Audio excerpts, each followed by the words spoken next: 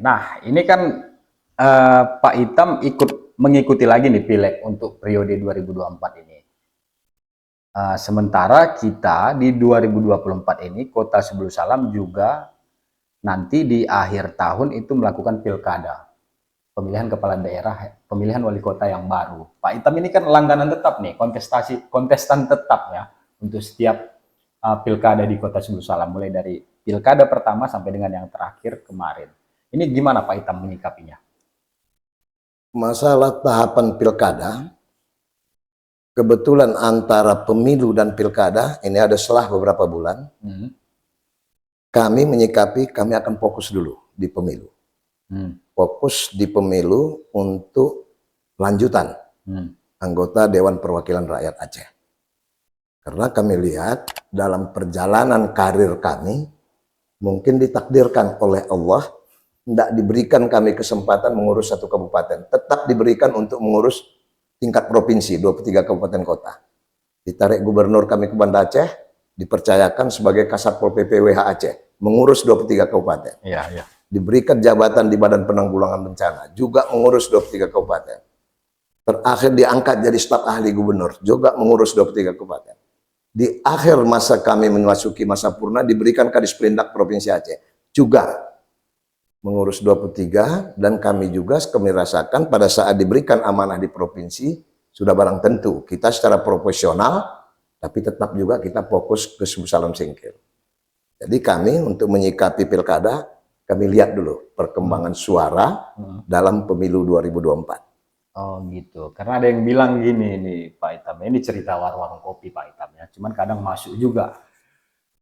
Bilangnya gini Pak Itam, Pak Itam ikut pileg, kalau nanti berhasil di pileg ini, mungkin kemungkinan besar Pak Itam tidak akan ikut lagi kontestan di pilkada. Tapi kalau tidak berhasil, ini di pileg kali ini, ya Pak Itam akan ikut serta lagi nih mencampuri pilkada Kota Sebelu Salam.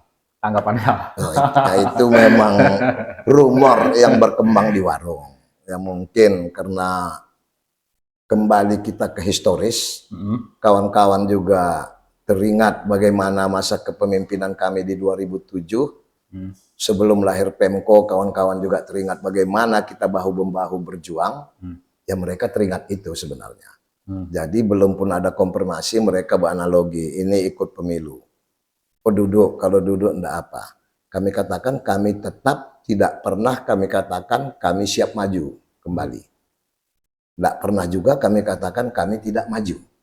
Barometer kami adalah pemilu 2024. Sejauh mana kesetiaan masyarakat ini sebenarnya. Karena hampir 82 desa kami kunjungi, semua mengharapkan kami ikut di pilkada yang akan datang, bukan di warung sebenarnya. Iya, makanya banyak juga yang bilang begini Pak Itam.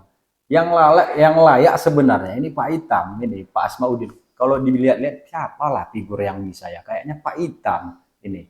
Banyak yang bilang gitu, saya dengar-dengar gitu banyak yang bilang gitu. Jadi begini, kalau Wali Sekda Kota Sebelu Salam tadi acuannya standarisasi SK Wali Kota nomor 1 2024, peraturan wali kota.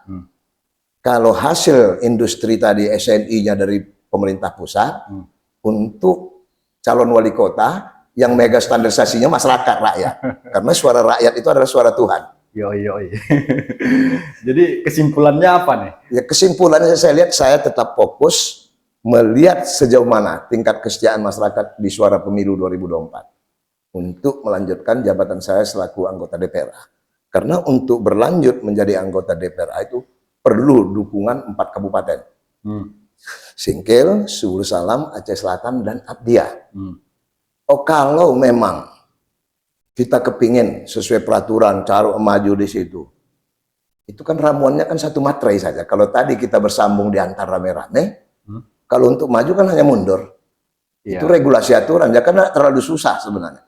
Tapi kita tetap fokus. Yang diajarkan orang tua kita di daerah Singkil ini, kita harus menyelesaikan satu persatu, step by step. Sekarang kita hadapi pemilu, kita hadapi dulu pemilu. Jangan terlalu banyak angan-angan. Iya, media ini pun kadang memang ya ada kemarin itu saya pernah baca juga Pak Bintang ini disandingkan dengan Pak Asmaudin yang jadi wakilnya. Mau tanggapi tentang itu juga nggak? Ya sebenarnya seperti saya katakan, kalau jabatan sekda dan jabatan tinggi pratama di Kota Sibu Salam, aturannya itu wali kota mengeluarkan melalui Perwal nomor 1 2022. Tapi soal pasang memasang, itu standarisasinya berada di tangan rakyat. Karena suara rakyat seperti saya katakan tadi adalah suara Tuhan. Siapa yang rakyat inginkan ya? Siapa rakyat inginkan? Oke. Kalau soal dipasang-pasangkan, mungkin hampir semua dengan kandidat Pak Itam pernah dipasangkan. Dan Pak Itam bersyukur kepada masyarakat, berterima kasih masyarakat, dalam setiap putaran masih tetap masuk dalam hitungan. Oke, gini, kalau misalkan ini di pileg ini, Pak Itam ini diberi amanah lagi untuk menjadi anggota DPRA Dapil 9. Dan ada dorongan dari banyak masyarakat supaya Pak Itam juga nanti ikut pilkada Kota Sebelu Salam. Ini gimana? Rela nggak nih melepas kursi empuknya di DPRA? 41 juta loh per bulan. Bukan soal rela ndak rela. Kalau itu memang suara masyarakat, kita harus duduk. Rembuk kita. Bagaimana yang terbaik? Karena saya rasa untuk calon wali kota itu banyak. Putra-putra terbaik kita. Baik yang berada di Sebelu Salam maupun yang di luar. Banyak. Bukan hanya Pak Itam. Pak Itam hanya bagian terkecil.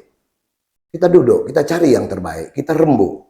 Jangan aspirasi masyarakat itu ya kita kesampingkan. Tapi kita selesaikan ini seperti dinyatakan tadi ya, kalau masyarakat begini, ya kita duduk.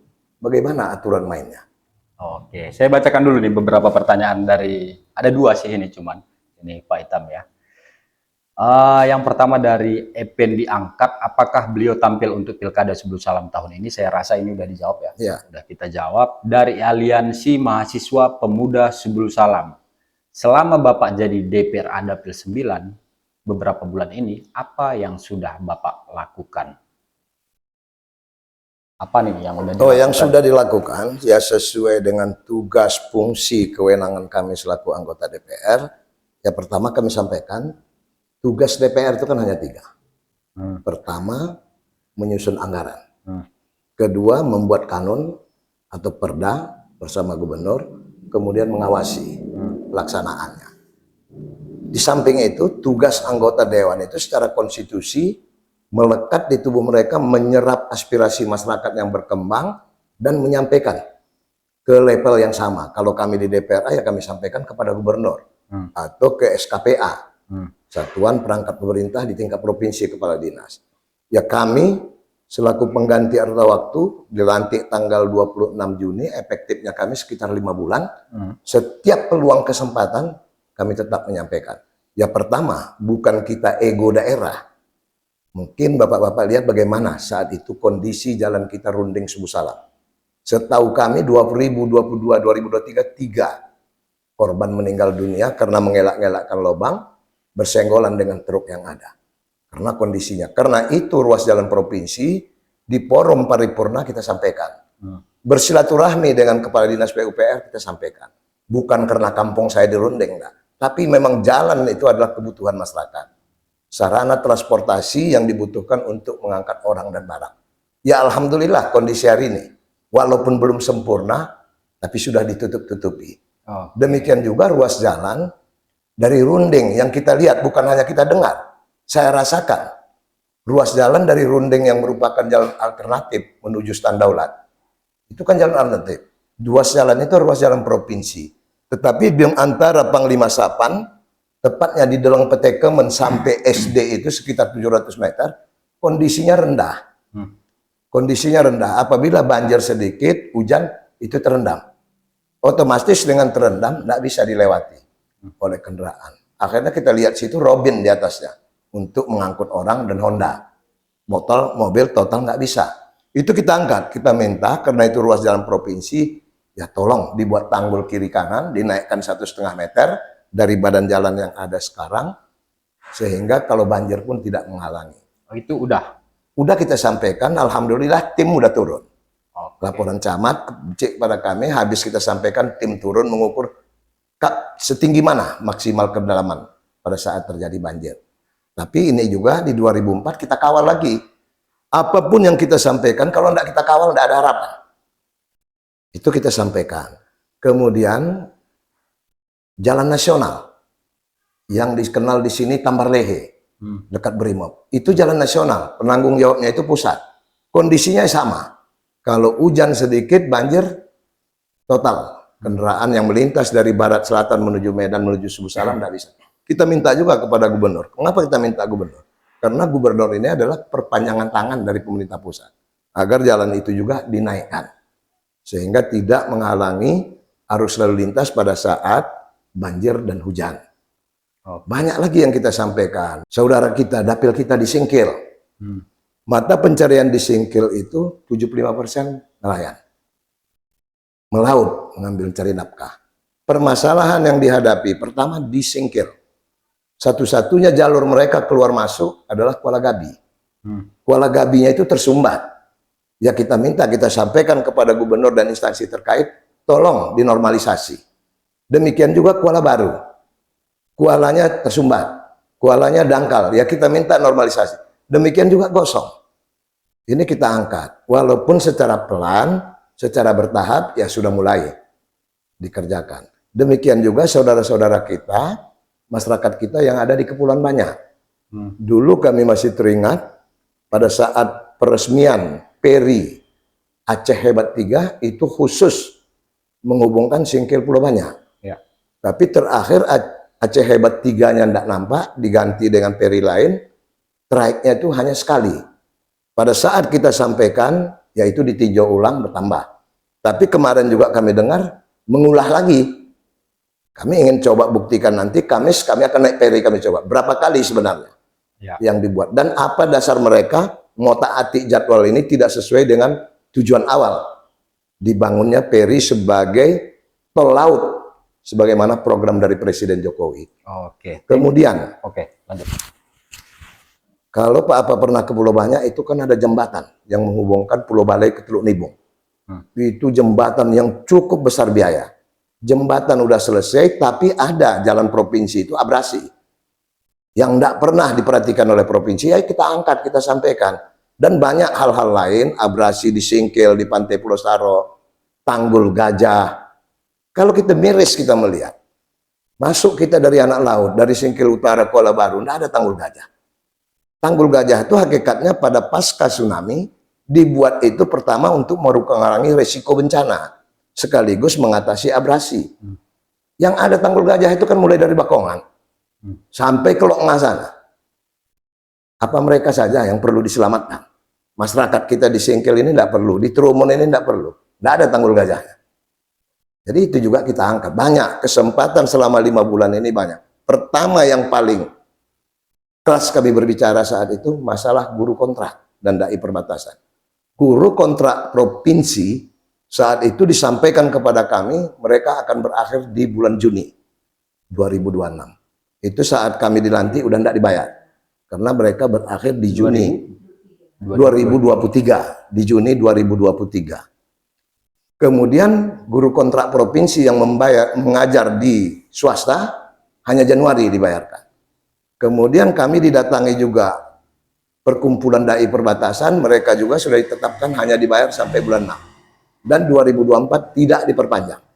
Ya kita juga sampaikan di forum paripurna bahwa guru kontrak ini lebih banyak jam mengajarnya kalau dibandingkan dengan yang PNS.